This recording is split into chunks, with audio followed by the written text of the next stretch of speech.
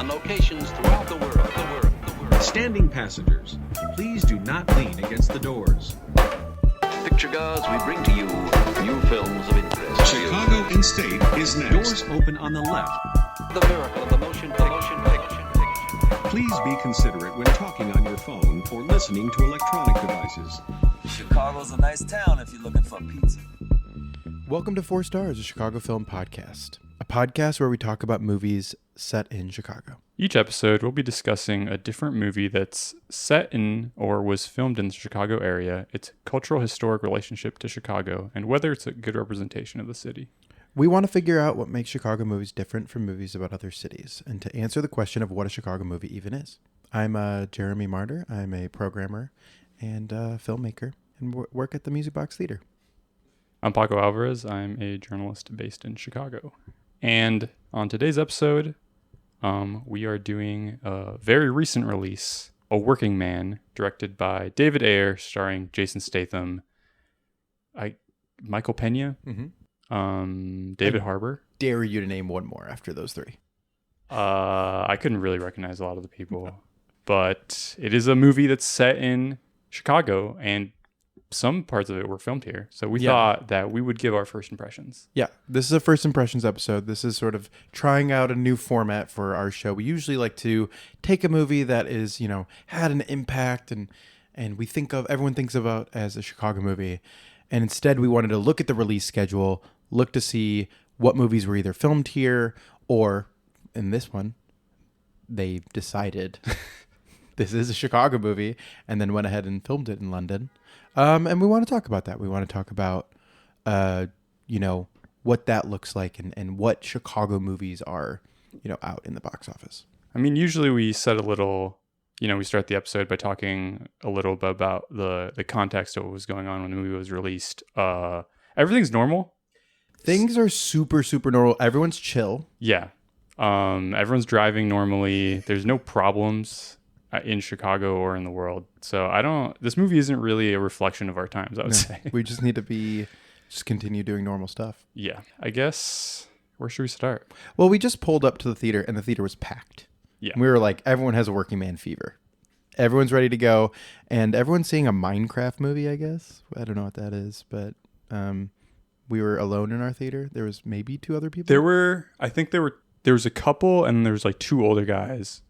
And then there was a guy who came in to sleep. Oh yeah, he had a really good nap. Yeah, he was like sometimes moaning. Yeah, there was a few moans, and then he left a little early, which I was a little jealous of. Yeah, because this was a long one, a 2-hour movie that felt like a 3-hour movie.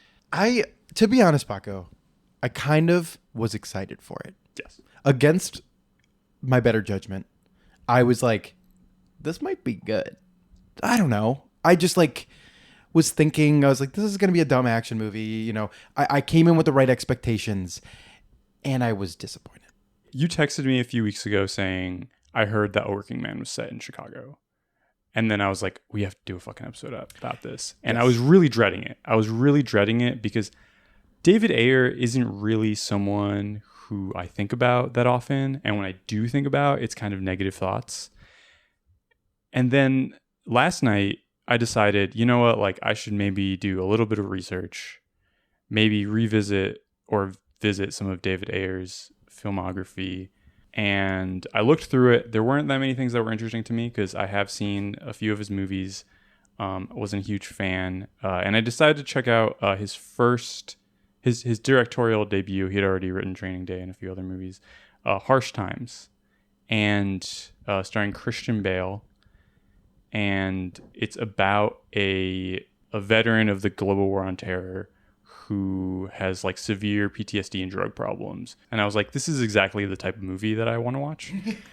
And so I feel like I was really dreading A Working Man. And then I watched that last night. And this morning I was like, okay, maybe this is going to be good. Because he's more interesting than all of that sounds. He's more interesting as a figure. And in preparation for this episode, I watched his last movie, Beekeeper. The Beekeeper? The Beekeeper. The Beekeeper. He's kind of a beekeeper. Yeah. They kind of Minecraft movie. He's a beekeeper. I guess one of the premises of the movie is that there's a bunch of beekeepers. There's a bunch of them. Yeah. Yeah, he's part of an organization. He's part of the hive. Yeah.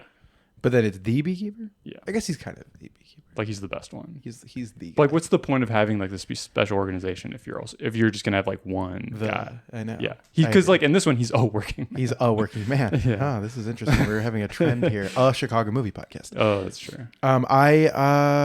So I watched that movie. Didn't like it that much. I didn't hate it. There was stuff that was really interesting in it for me. I liked the setup. I liked Felicia Rashad's 5 minutes. And then it sort of fell off a cliff for me. And I sort of got distracted. And then I had just convinced myself, you watched it on your phone, which I did. I didn't even honor it enough to watch it on my computer. and I texted you and I felt bad because I was like, this guy worked really hard on this. They clearly as wrong-headed as that movie's politics are at times, its heart is in the right place. It's like against scammers, against stealing, against the most vulnerable in society, the rich taking from the poor, and all of these things. It's attempting to be about that. And I would watch it on my fucking phone, and I felt like, okay, well maybe A Working Man, I'm gonna see it in theaters. I'm gonna pay to see it. I'm gonna sit in attention. And I wanted to watch it on my phone. I was in the theater. I was like, I wish I was watching this. I wish I had Bellatra open. Like it would have just like I think my enjoyment of that movie would have increased if I had treated it like another movie. Or like I watched it on a plane. I watched Beekeeper on a plane, and that did not do that movie any favors. We're being mean. Yeah, I guess let's do just a quick little summary of the movie. Sure. So A Working Man stars Jason Statham as Levin. Yeah, Levin. Yeah, Levin something. I'll look it up. Let's give it a little bit of respect. Yeah, he is a man who works on a construction site. That construction site is by the Garcia family, headed by Michael Pena, and his daughter is like a new college grad. Or no, she's not even. She graduated one semester.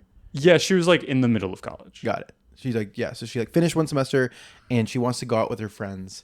She convinces her parents to let her get like a party bus, and they go out to like a sketchy bar, and which I guess would be in Fulton Market. We'll talk about it. And she is abducted and trafficked, and the Garcia family pays Levin, who's ex-military. Levin Cade, of course. They pay him to go retrieve their daughter because he has a particular set of skills.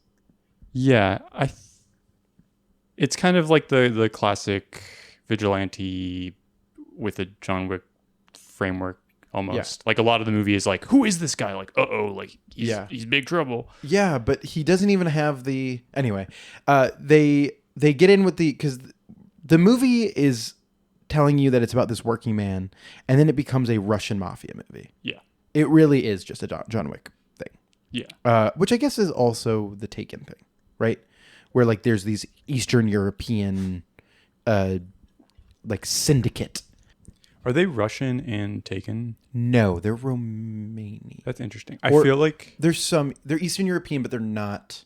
Maybe like former USSR. I feel like the U.S. and Russia were sort of on better terms at that time. Yep. So it's like you couldn't do Russian, but now we're back to it. Yeah. And I did see a lot of Russian producers in this movie. So it's in this one, interesting. Yep. That is the plot of the movie. He's got to get her back from... It's honestly way too convoluted of a plot. Like, it needed to be streamlined. It needed to be simpler. And it needed to be filmed in Chicago. I mean, I think a big problem is that the Russian mafia stuff is pretty much just like tangential to the plot. And like a big chunk of the movie is him running through this organization and like kicking the shit out of everyone. And like the upper echelons pretty much had nothing to do with her kidnapping, and like he could have just gone after them. So it does, I don't know. It makes a lot of like what should be satisfying story beats just feel kind of like trite. He's like a single dad. That stuff is interesting. Yeah, like who's his father-in-law, because his wife commits suicide. While he's in combat. Yeah. They never explain at all what he was doing. He was in the commandos for like 22 years and they never explained at all what he was doing. Except for the opening montage, like we walked in during. Yeah, the credits that we walked in on, I think did kind of all the heavy lifting about like what exactly type of soldier he was. Yeah. The opening credits were the same style as The Beekeeper. Like they clearly got the same artist. I think there's a lot of overlap between the two. There is a lot. Both movies are obsessed with fake sun shining through the window and creating lens flares. Yeah. Like the backlighting epidemic that we are on. That feels very like 2010s. Very 2010s. A lot of the movie felt like just a hodgepodge of like all these like aesthetic and narrative choices from like all these different like time frames. Mm-hmm. But I don't think it necessarily worked out. No, there were some cool visual ideas in this one that I was like starting to get in on.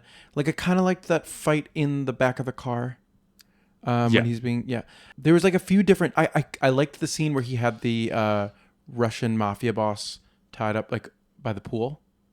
That scene was cool. Like I kind of liked that. Pretty That much. had natural lighting. I was pretty in on the first 30 minutes. I think once it became less about him trying to find people, which is the plot of the movie, and became about like, how does this like Russian mafia work and like where they make their money and like all like the drug stuff. Like it got really boring. It was really boring. And like the biker bar in Joliet. Yeah. Let's talk about the Chicago stuff. Yeah. That's why we're here. Yeah. First impressions of the Chicago stuff. This is a movie set in Chicago. Yeah.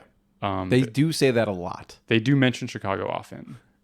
They've got some, mid shots of of the skyline. Mm-hmm. Second unit. This is a movie which is a type of movie we're gonna probably run into, where they just do a bunch of second unit filming. Yeah, of just the like city.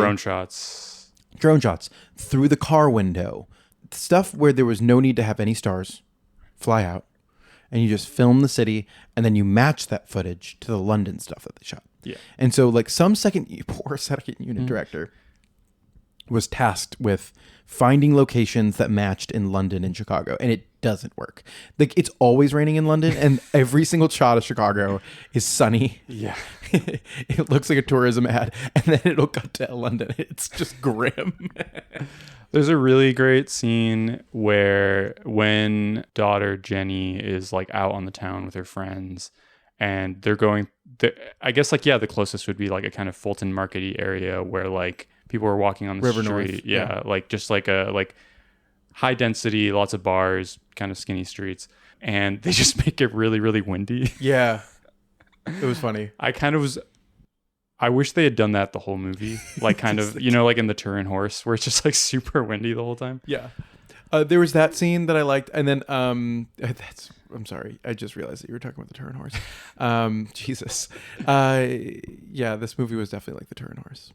My favorite Chicago moment in the movie was when they just like cut to a radio broadcast of them talking about the White Sox plans to build this, their stadium in the South Loop.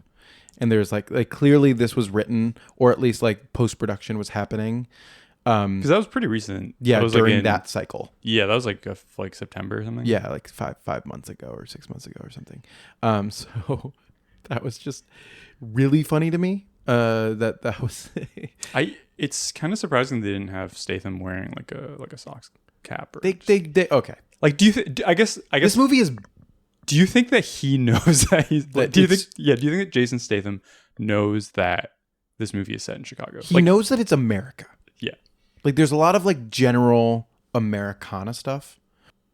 He seems to not know what Chicago is. Yeah. Like, he doesn't know the difference between a Tulsa, a Chicago, a Sacramento, a LA. Like, it's just America. Yeah. Which is like kind of interesting. That this movie is that. Yeah.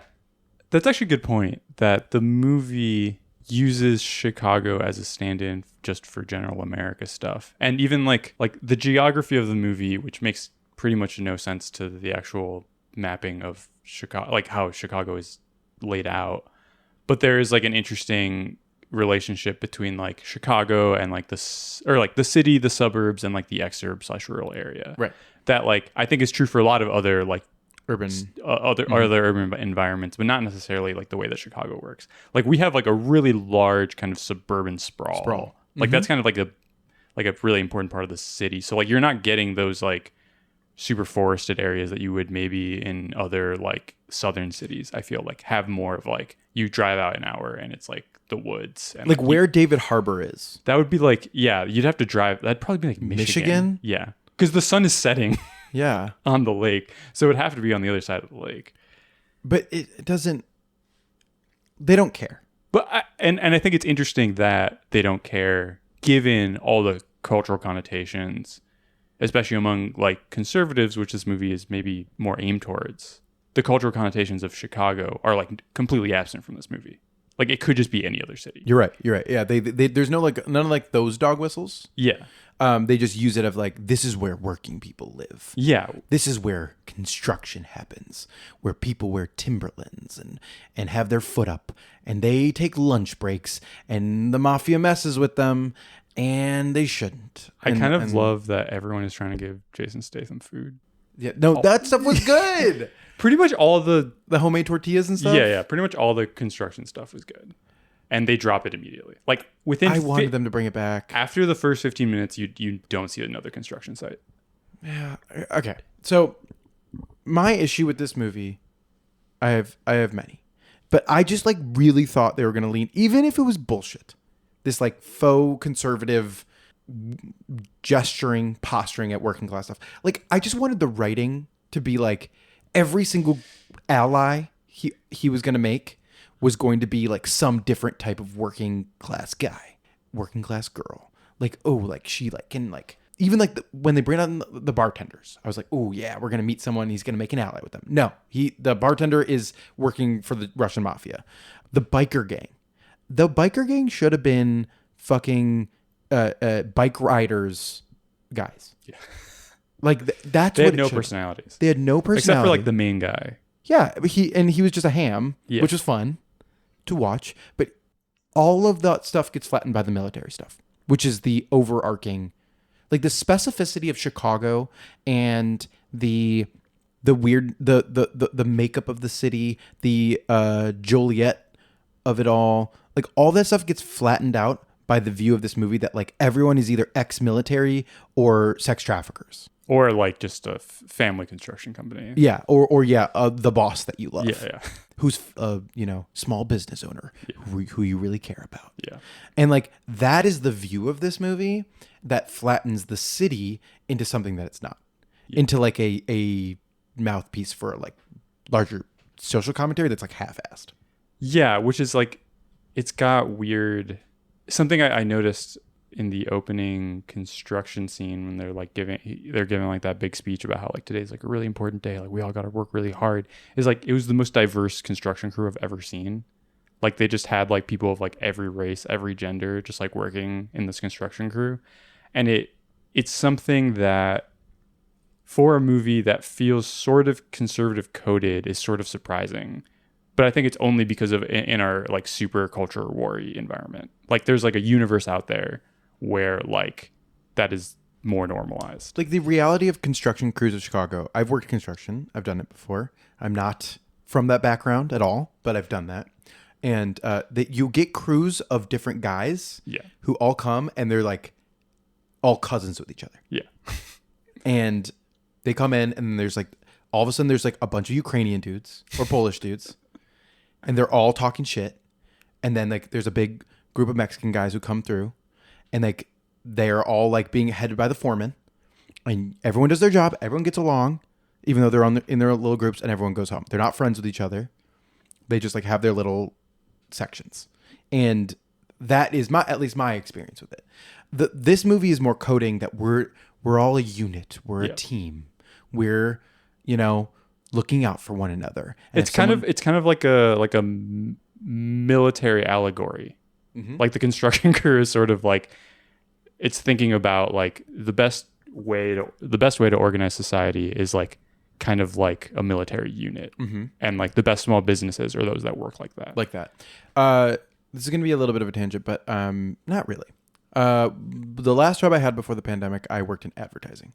I was very low down on that. I was a runner, and you got John Draper his cigarettes. Yeah, exactly. You were like, here's your third whiskey bottle of the day, sir. You want your Lagavulin neat, sir? Yeah. It was pretty much like that. They were all getting drunk at 4 p.m. But one of the big contracts that they picked up right before the pandemic hit was a Go Army ad. And a bunch of us felt very uncomfortable with it. But there was a meeting that happened where I had to bring in Coca-Colas for people. And I walked in on the Go Army people talking about the importance of diversity and how they need to get across to low-income families of color using DEI terms in order for recruitment numbers to be where they need them to be. And it was like one of the most disturbing conversations I've ever witnessed, of just like them using these like terms that I learned in college to talk about the military, to talk about like recruitment and getting numbers up, and how they're going to come in and save these communities in Chicago, and specifically like the importance of this ad to feel like a video game for kids and for them to target Latino and Black families and Asian families. That was like the pie chart that I was staring at. And I like got out of there and I felt really weird about it. And then I got fired and then the company shut down. So I don't feel bad saying it, but it was very, very, very bizarre experience that the aesthetics of that feel in line with this film. Definitely. I think that's an interesting point, because this movie is definitely like using conservative coded imagery and ideas, but it's not like going like the full, what was it? Sound of Silence, whatever it's called. Yeah. The sex trafficking, child trafficking. Yeah. Operation Underground movie. Revenge.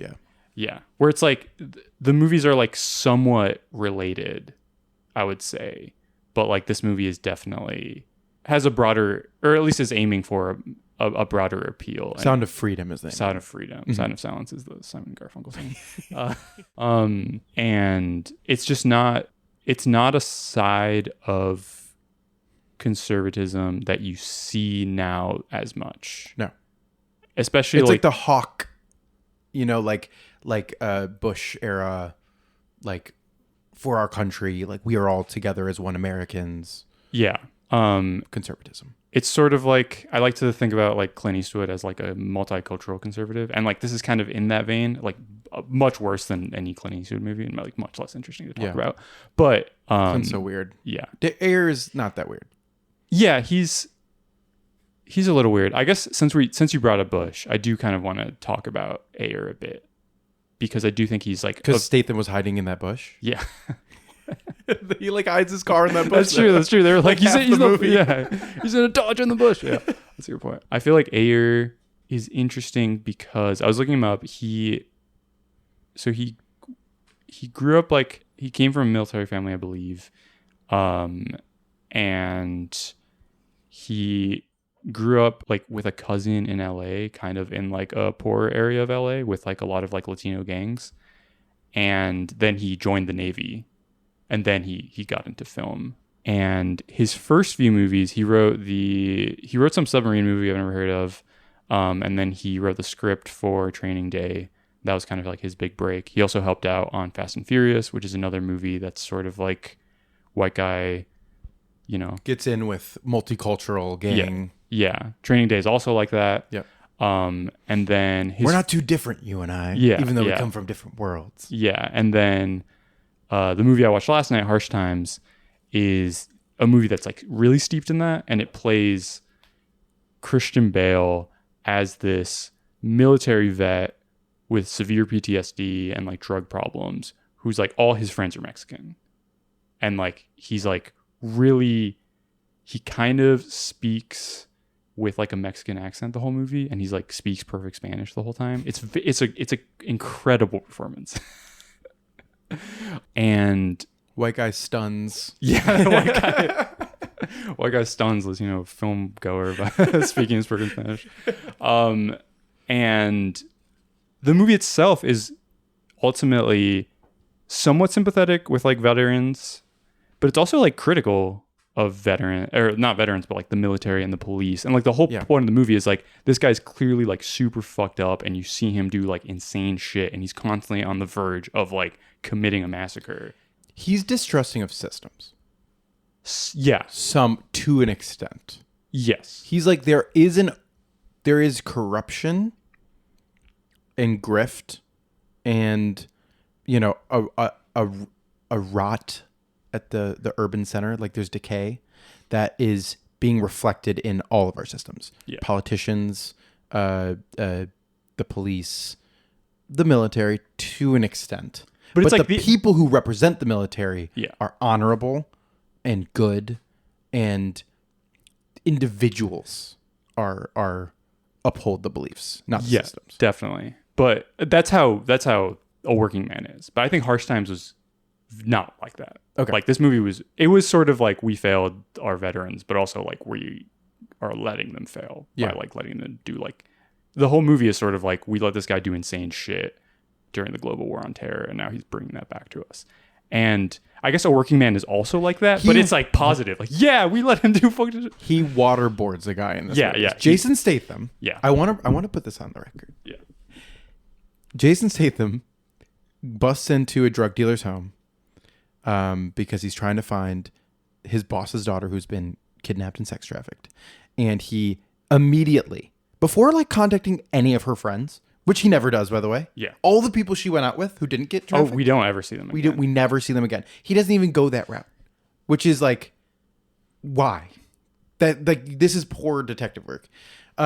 He just immediately, which I guess makes sense. He's a military guy. He immediately busts into this guy's apartment. He goes in. He asks him 2 questions, and then he waterboards him to get information out, and that works. He immediately gets the information that he needs. And it's just, how did we get from these two, the same filmmaker? How do you get to that from that? Okay, so yeah, what's the through line here? Because like End of Watch is his in between movie, right? Before, like that's the last movie he made before that was well acclaimed. I think people liked Fury. Oh, I forgot he did that. I didn't see Fury, but no, I didn't see. I heard it was gross. Yeah, I think that movie's also like kind of like we let horrible things happen to people. Yeah, I think that's like a fair stance to take. No, yeah, definitely. Like I don't want to paint him as a villain. No, I think he's an interesting filmmaker. I just think it says something about maybe not necessarily him, but like the kind of business of Hollywood that he went from being this kind of like edgier, more critical guy, and like the fact that we were able to make those kinds of more critical movies during the Bush administration. I feel like there's so much media that like was very like visceral and cynical about the means and the ends. But that would then David Ayer should have made a more interesting movie about Chicago, because those are all things that affect the city. Yeah, and those are all things veterans do return to the city of Chicago and work for systems and do fucked up stuff. Like they do disappear people and put them into black sites. Like they do like go into construction and go into working class environments, and they are abandoned by a system. It's just, this is not the movie to talk about that. Like this is just like the set dressing that he's not that interested in. Instead, he's more interested in setting a scene with a fucking 45-foot moon that looks amazing in the background. Yeah, that's pretty cool. And he's interested. He's kind of interested in this like sort of gothic environment, like almost like a haunted house looking mansion where like sex traffickers go. So like I'm like, why the fuck then make this in Chicago? Like, was that a writing decision? Like, was that a Sylvester Stallone thing in his story? Like, yeah, I am kind of curious about how much of Stallone's script is in it, and like how much it was based on a book. Maybe the book was just based here. It is strange that they just did all their filming in London. It just felt like a set dressing. I guess like Statham was probably just in London, and they're like, all right, yeah, well, we're gonna go to you. Yeah. Like, okay, so like the other thing is that like The other thing that I found like kind of accurate is that there would be an evil organization that cleans up crimes called the Chicago Cleaning Service. That was really funny. Like just Chicago Cleaning Services. And it's like an unidentified vehicle that shows up to a location, cleans up a murder and disappears. Like that did feel accurate. That is the way that would go down. But anyway, the point you're making about his personal politics being like, we abandon these people who we make do horrible things. What does that create? How does that affect your surroundings? How do your surroundings affect you? That seems to not be like of utmost importance to him anymore. Yeah, or it maybe just Hollywood in general. Yeah. I think at some point I was reading an interview with him, and I think he directed Suicide Squad, which Right. That was the turning point, right? Yeah. For after Fury, he like got the job for Suicide Squad. Yeah, that was sort of his that was like his biggest Hollywood budget, and then it got taken away from him, and the studio created the worst movie ever made. And for a while I blamed him, but yeah. I don't know if I can. I sort of laughed at the idea that there was a cut out there that salvaged that movie. And reading into it, it does seem like they like really took it away from him in the edit, after they filmed. They like, yeah, after he finished filming, they took it away from him and then reshot stuff and then edited it together. So it's like, it really, I think, is not his movie anymore. Yeah. Which I guess is also what they did with Justice League. Would you watch the Ayer cut? Yeah. Yeah, I guess I would. I mean, I watch the stupidest show on the planet, so I'm not going to say like, no, that's a bridge too far. That's a bridge too far.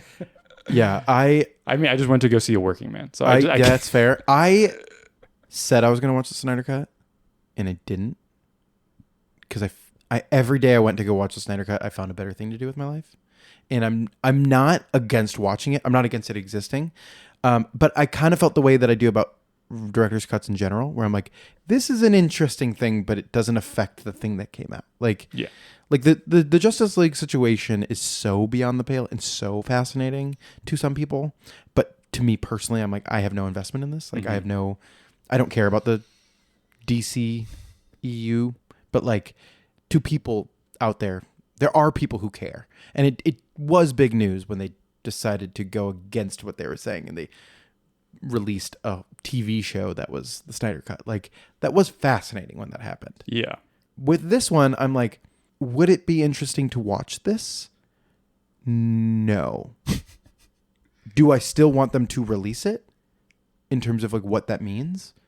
Yeah, like I kind of want to like read what someone thinks about it. Yeah, you just want to read a summary to see what they changed. What they changed and what that means, because like now I've watched more Ayer movies, and yeah. he's like a director who I've now seen more stuff from, and he does have an aesthetic. Yeah. So I think Suicide Squad was like one of the worst things I've ever seen, and like yeah, I think it's actually I do think it should be studied in terms of how not to make a movie, and like sort of the things that how studios just react to like audience expectations by just throwing shit on the wall. Yeah. But that movie, I think, kind of changed his relationship to Hollywood. Mm-hmm. And I think he started adapting his style more to kind of making just like generic action movies. It was that movie, and it was Bright. Oh yeah, Bright fucking sucked. Yeah. I forgot. So like he sort of had a finger in both bad sides of Hollywood, which is the big studio and Netflix, and then like the major Netflix follies of like the late 2010s. Yeah, I forgot about Bright. Which is like, what if I haven't seen Bright? We watched part of it. It's sort of like, I don't remember that, because his early movies are all like kind of LA based. He's an LA guy. Yeah, like LA based, sort of gritty, realistic social dramas. Gangs, yeah. Like with an action thriller bent to it. And Bright is that, but like, oh, what if instead of race relations, it was like fairy relations? Yes. Race in terms of like the race of like the Lord of the Rings world. Yeah. You know? So I could see how in a boardroom that could be an exciting pitch, I guess. Yeah. But that's so stupid. I don't know. I never finished it. I don't even remember the first 30 minutes if we watched that. Like, Bright. What did he make after Bright? Something called The Tax Collector, which I haven't seen. Was that with Statham? No, that was. I think it was George Lopez was in it. And I'm guessing he trusts the tax system that we have. Yeah, he loves He's a big taxes. fan? Yeah, he's actually the tax collector is the good guy. And then Beekeeper, which I think is setting up this new era for him. They're both collaborating on other movies. It seems like they really enjoy each other. I think. Do you want to talk about Statham a bit? I Sure. mean, what's your Statham take? I like Jason Statham well enough. He sort of makes sense in my brain. Like, I kind of respect that we still have that action star that used to exist. And we don't really have anyone else. Like, in the car, you were saying like, like if someone else was in it, I was like, but like, who else? Yeah. Like, who else would be in this? And he's probably the best choice for a thing I don't like that much. And like, I like the Crank movies, like I told you. And I think the Crank movies are in way poorer taste than this. And I think it works much better. It works I guess- better I for him guess- to be in poorer taste. What is your take on Statham? Gerard Butler is also sort of Yes. like him, Yes. but I think he's much. I like Butler more. Mm-hmm. I might just be saying that because I saw Den of Thieves 2 recently. But exactly. You don't remember all the horrible. No, when he's bad, he's really bad, and Statham is never bad. No. Statham is always just like kind of the same, but like compelling and funny. Yeah, I don't know. I just I feel like Statham. I never watched a lot of his big movies, like the Transporter movies. I've seen Crank on TV. You got to watch Crank 2. That's the good one. That's the good one. Is that the one where he has sex to keep up, or His is that in heart. the first one? That's in the second one. Okay. Second one is insane. When they're having sex in public to keep us. Yes. Yeah. But I just remember people treating him kind of like a breath of fresh air in the early 2000s as sort of like this new type of action star that was somewhat different from like the older types. Yeah. Like Arnie and Stallone. And then now he's kind of taken on the mantle of the older types. Yeah. But because Have you seen have you seen like his work with Guy Ritchie. Guy Ritchie? I like Lock, Stock, and Smoking Smoking Barrels. Barrels. I think what he had going for him for a really long time is that he was willing to play the bad guy. Yeah. He was always like the most compelling bad guy. I feel like he was in a few Jet Li movies. I feel like they had like a little like duo thing. I think he was always like the kind of asshole British guy. And like the Fast and Furious movies. Yeah, and like that's why he was in those movies. And now he's The good guy in those. yeah, which is very strange. Which is what that franchise does, is they take the villain and they make him the good guy with them and they join the team. But like, he's less interesting now. Yeah, he's less interesting as the good guy. And like, it means that he can't. What was a breath of fresh air about him was that he was willing to do like fucked up shit. Yeah. And now it's like, I guess he waterboarded a guy, but it's like, yeah, he's part of the Russian mob. I don't know. It's like, Yeah. No, I wish there was more. I just feel like he has been rich for so long. yeah, And he has been successful for so long that it is posturing at that sort of, thing that he used to actually be. Which is kind of the Sly Stallone thing too, who wrote this movie. And I do want to talk about Stallone's influence on this movie now. sure. I do want to say one last thing about Sorry. Statham, Go ahead. which is he never loses a fight in this movie, and it just makes it way more boring. It flattens everything. Like they gear up, like it's especially obvious when they gear up the big fight between him and like the leader of the motorcycle gang, and they're sort of like the guy's huge, and it seems like they're gonna finally like have a real fight, and then Jason Statham takes him out immediately. It really sucks because that was like at least set up to be some emotional moment and like some exciting moment, and like that's what this doesn't understand about the John Wick movies, is that like the villains that you fight need to have some interesting element. Yeah. And this movie doesn't understand that. And I think that's what Statham used to be, he was the interesting element for the good guy. Yeah. Like he was the guy who was like really like tough to fight. And now he's the good guy, and maybe it's just like there's no one else who has that amount of energy anymore. Yeah. It just But like the movie doesn't let that moment breathe. Like I actually thought the actor was hamming it up and having a good time. Yeah. But that moment had no weight to it because it was over in a second, because we'd been watching the movie for what felt like 4 hours. Yeah, it's I was kind of grateful that the moment didn't go on that long, but it did make the moment less because I wanted to leave the theater. Yeah. Because I wanted to join the guy who's taking a nap. Yeah. So, yeah. But you want to talk about Stallone? Well, this movie has the extra stink on it. I didn't know Sly Stallone wrote it. Oh, okay. Or wrote the story. Just or whatever. until the name. credits. Okay. His name came up and I sort of jumped. And this movie does have that like late stage Rambo feel to it. Of like, I don't trust anyone but my closest circle to like do the thing that needs to get done. Which is funny because the early Rambo movies, they were also about like, what have we done to our soldiers? Yeah, and it makes sense. And then the later ones are all just like, yay. Yeah, Ayer, like having a conversation late at night at a party with Stallone makes sense to me. Mm-hmm. Of them being at like some Hollywood function where they don't get along with everyone else.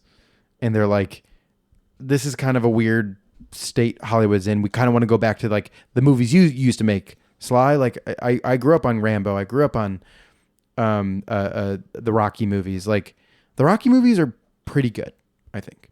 Like I'm pretty pro Rocky. It's hard to mess up that formula. Yeah, and that's what Sly Stallone understands, his formula. Yeah, and he's just like impossible to work with, I've heard. So it's like, it makes sense that he like was the story credit on this and then not involved otherwise. But this movie sort of has that grossness of the Stallone, like later Stallone stuff that I'm just like,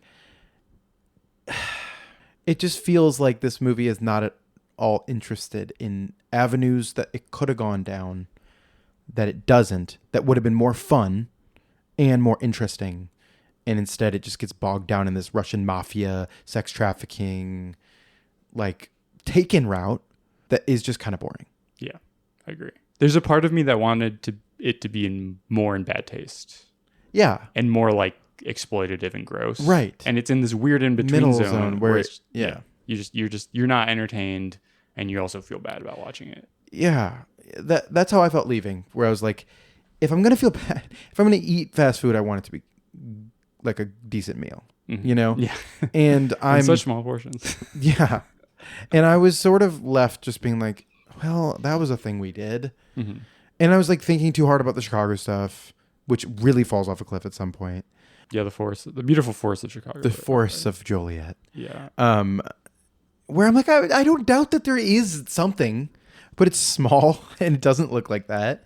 And like, nor do I care that much if you want to set your thing in a forest, but like, then none of us are grounded to a location and understanding the way that End of Watch, like I'm not from LA, but that is at least attempting to be about a specific time and place.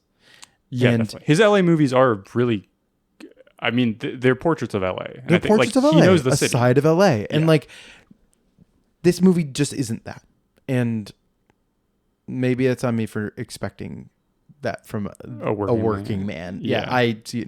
Why is there a dead dove do not touch? Yeah. So like, a working man do not touch, but like, damn, like they missed an opportunity that they could have. There is fascinating avenues of Chicago's subcultures that he could have gotten into. But even like the Michael Pena family felt like an LA family, and the house that they were in and all that stuff just didn't feel like Chicago. Like, Mexican communities in different cities are different. Yeah. And it sort of just got flattened into his definitely whatever specific thing. Is there anything else about this movie that you want to talk about, Paco? Let me think.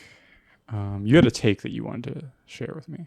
My take that I wanted to share with you, I sort of talked about already a little bit, but it was that I thought that the Joliet bike riders, the Joliet biker gang should have been the bike riders. It should have been Tom Hardy type leading it, and then the bike rider gang should have split into the ones that were pro-sex trafficking and anti-sex trafficking. Yeah. And that would have been interesting for him to team up. Yeah, there was no teaming up. I feel like it's an integral part of this type of movie. Like the John Wick formula is that he's got people he's working with. Even if it's uneasy allies. Yeah.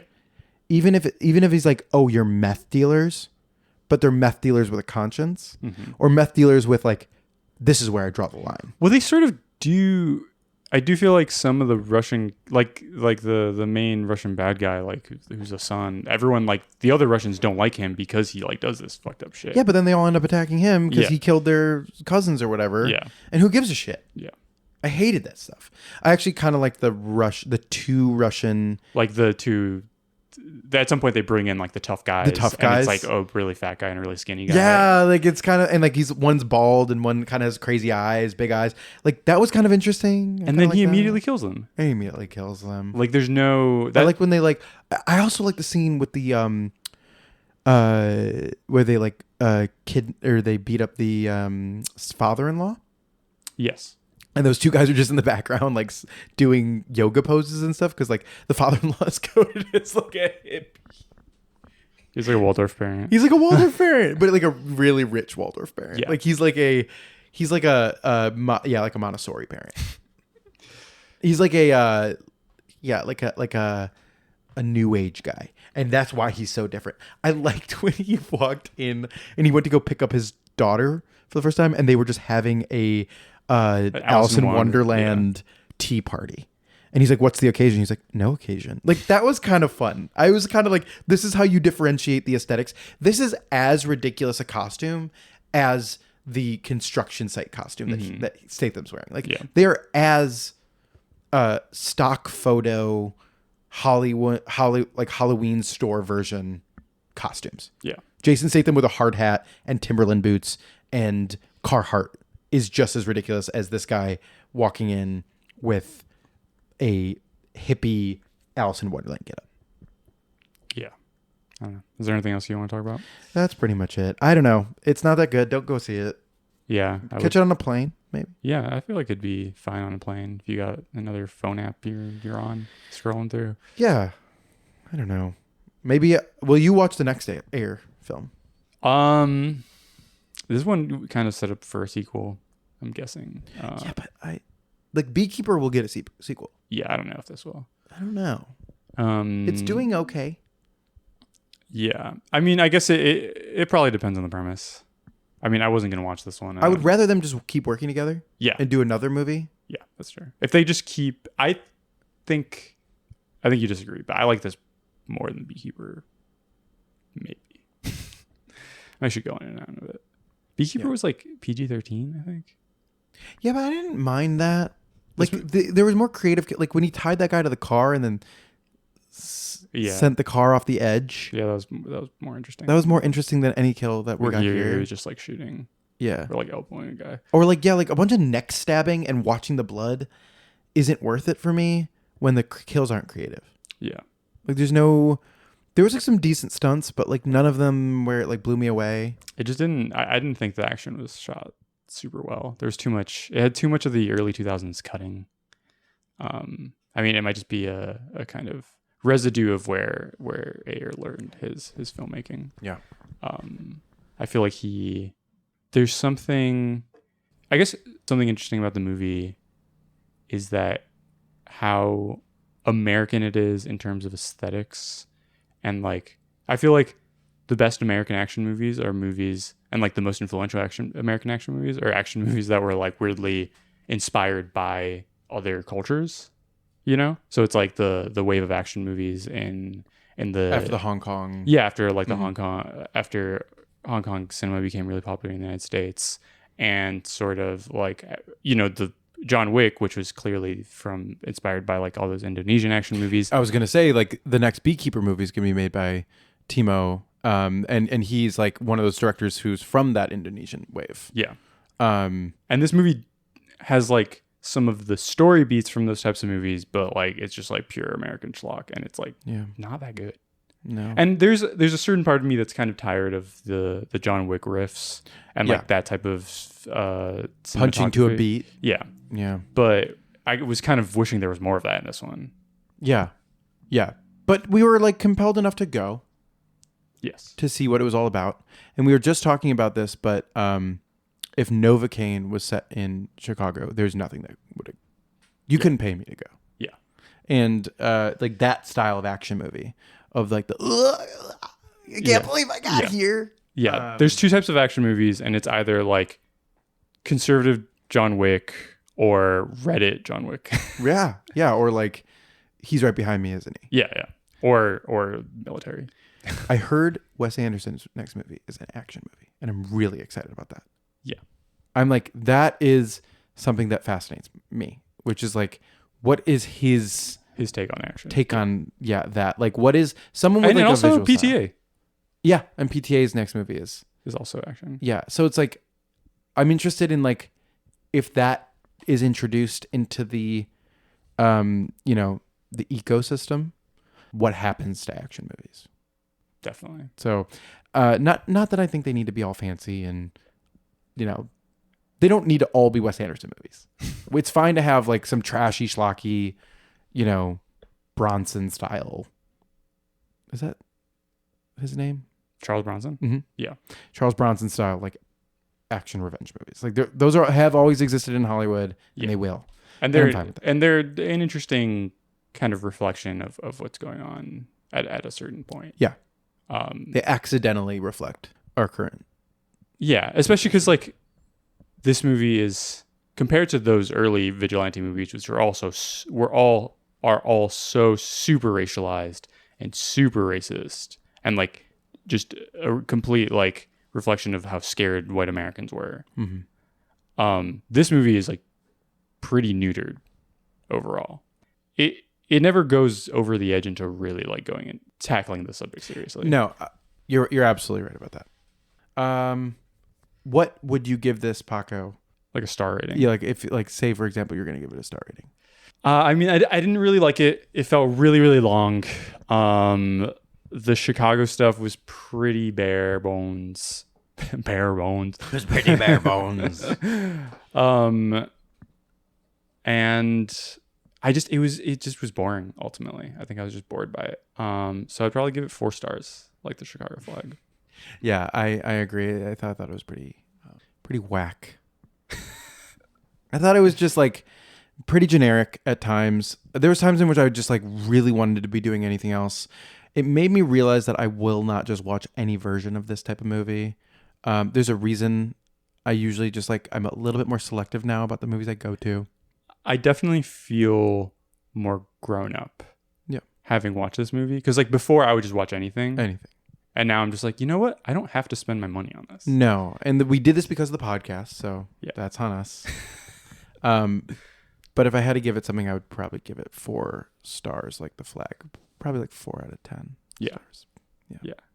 I just think that, I do think the movie did a good job representing Big Ben. Like the fact that Chicago has Big Ben. Yeah, I really liked that there was like a foggy underbelly of the city where like, Jack the Ripper might. Yeah. I do something really funny. This movie sort of reminded me of how the new James Bond movies have to live in such a like fantasy world where like England is still a world power that has anything to say in foreign policy. Like this movie had that kind of vibe where he gives his daughter like a little patch that's like half American, half Union Jack. Yeah, there's so many Union Jacks in this movie, and like in the opening credits of the movie, they have like the Union Jack that breaks open and there's the American flag, and it was like, who is this for? Like, I don't know. Do people really like love England that much? No. I don't know. Can I also just make one more statement? I think David Harbour sucks in this movie. Oh, he is in between takes of Stranger Things. Yeah. I think at some point he gets taken by the Russians in Stranger Things. I think like they were just like, while they were filming that stuff, he would come on set. He was really bad. It's not worth talking about, but because those types of roles used to go to real actors. Yeah. They used to go to real people with real faces. Mm-hmm. Like you used to have like Forrest Whitaker do that shit. Yes. And now you have David Harbour. Like, what is wrong with America? Yeah. Yeah. This has been another working man. Yeah. I'm looking forward to whatever the next Chicago movie is and us doing another first impressions. This was kind of fun to not have the pressure of, I mean, I know you still watched like early David Ayer stuff. Yeah, but I was still deep in Ayer. You can't turn off that side of your brain, but like, whatever. We were seeing a new movie in theaters. It was very, now I know what a working man is. Yeah. And it's not a Chicago movie. I mean, it is, but it's not a good one. No, not a good Chicago movie. All right. Thank you for listening. Please rate, review, subscribe, post on social media, share our posts. You can email us at chicagopodfilmcast@gmail.com if you have any takes, any comments, any complaints. If you're David Ayer and you want to, beat us up, don't. But we'll talk to you. Please don't. He's from Champaign. He was born in Champaign. He's born in Champaign, Illinois? Yeah. Is that true? Yeah. You're telling me the truth right now? Yeah. And we're just getting to this in the outro? I think he was only there for a year or two. Yeah, it's crazy. When he was a baby. Thanks for listening.